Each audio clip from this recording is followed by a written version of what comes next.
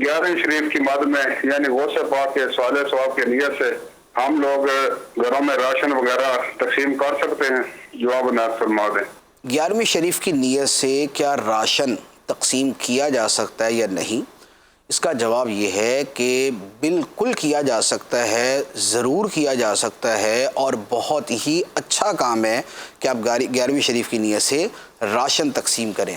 सरकार गौसे पाक रज़ी अल्लाह ताला अन्हु से एक मरतबा सवाल हुआ कि सरकार ये इरशाद फरमाएं कि अगर आपको कौन सा अमल सबसे ज़्यादा महबूब है, आपको कौन सा अमल सबसे ज़्यादा महबूब है, तो आपने फरमाया खाना खिलाना।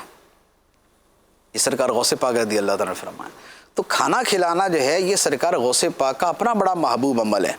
और ये जो हम 11वीं शरीफ करते हैं, ये 11वीं शरीफ भी बज़ाते खुद यही थी कि सरकार गौसे पाक रज़ी अल्लाह ताला ने इस दिन न्याज करवाया करते थे। आपका विसाल भी है, यौम विसाल भी है, और इस दिन आप ख़ुद भी नियाज़ किया करते थे। आपका अपना लंगर का सिलसिला जारी था।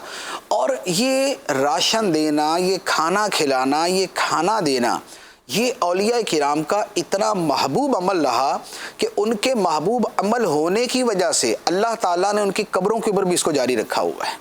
औलिया किराम की कब्रों पे जो लंगर खाने होते हैं, जो लंगर का सिलसिला जारी है, उसकी वजह ये होती है कि ये खाना खिलाना जो मखलूक को है, ये अल्लाह ताला को बड़ा पसंद अमल है। और औलिया किराम जो है इसका बड़ा एहतमाम करते थे।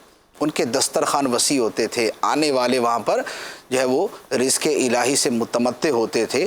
तो रिज़्क़ पहुँचाना, किसी तक राशन पहुँचाना, ये औलिया किराम का महबूब अमल है, निहायत नेक अमल है।